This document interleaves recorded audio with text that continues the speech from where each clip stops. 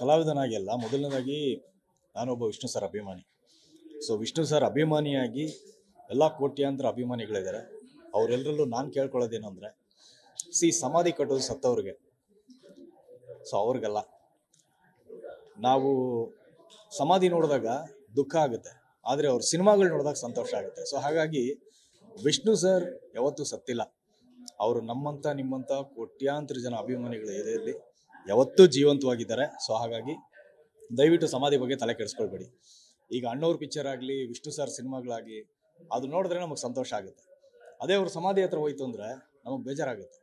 So ಸತ್ತಿದ್ದಾರೆ ಅನ್ನೋ feel ಬರುತ್ತೆ. So ಹಾಗಾಗಿ ಎಲ್ಲ ವಿಷ್ಣು ಅಭಿಮಾನಿಗಳಲ್ಲೂ ಸಹ ನನ್ನ ಕೈ ಮುಗಿದು ಕೇಳ್ಕೊಳ್ಳೋದೇನೆಂದರೆ, ನಾನು ಒಬ್ಬ ವಿಷ್ಣು ಸರ್ ಅಭಿಮಾನಿಯಾಗಿ ಸಮಾಧಿ ಬಗ್ಗೆ ತಲೆ ಕೆಡಿಸ್ಕೊಳ್ಬೇಡಿ. ಅವರು ನಮ್ಮ ಮತ್ತು ನಿಮ್ಮಂತಹ ಕೋಟ್ಯಾಂತರ ಜನ ಅಭಿಮಾನಿಗಳ ಎದೆಯಲ್ಲಿ ಸದಾ ಜೀವಂತವಾಗಿದ್ದಾರೆ. ವಿಷ್ಣು ಸರ್, ನೀವು ಯಾವತ್ತೂ ಜೀವಂತ. Love you.